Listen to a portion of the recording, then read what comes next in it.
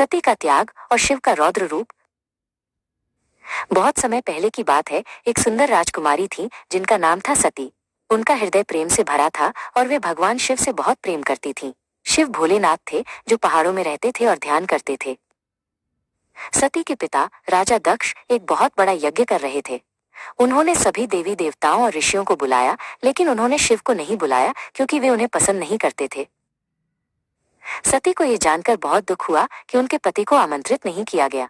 उन्होंने शिव से कहा, मुझे अपने पिता के यज्ञ में जाना चाहिए।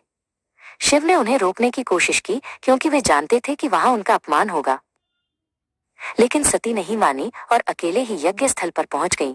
जब उन्होंने अपने पिता दक्ष को देखा तो दक्ष ने उनका और शिव का बहुत अपमान किया। उन्होंने शिव के बारे में बहुत बुरी बातें कहीं।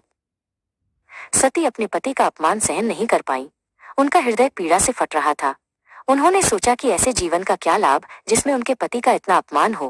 क्रोध और दुख में सती ने अपनी योग शक्ति से अपने शरीर को त्यागने का निर्णय लिया। उन्होंने अपनी आंखें बंद की और अपने शरीर को अग्नि में भस्म कर दिया। जब शिव को यह दुखद समाचार मिला तो वे गहरे शोक और क्रोध में डूब गए।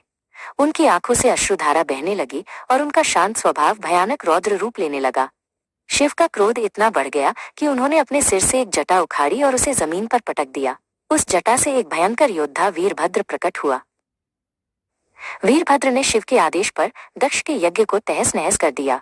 उन्होंने सभी देवताओं और ऋषियों को भगा दिया और दक्ष का सिर काट दिया।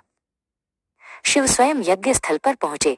उन्होंने सती के भस्म हुए शरीर को उठाया और उसे अपने कंधों पर रखकर पूरे ब्रह्मांड में घूमने लगे। उनका दुख इतना गहरा था कि पूरी सृष्टि कांप उठी।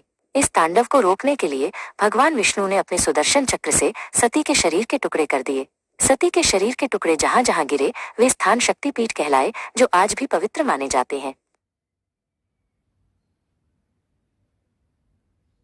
सती के वियोग में शिव गहरे ध्यान में लीन हो गए। वे वर्षों तक हिमालय की गुफाओं में समाधिस्थ रहे। देवताओं को चिंता हुई कि शिव का ध्यान भंग कैसे होगा और सृष्टि का संतुलन कैसे बनेगा। उन्होंने प्रेम के देवता कामदेव से सहायता मांगी।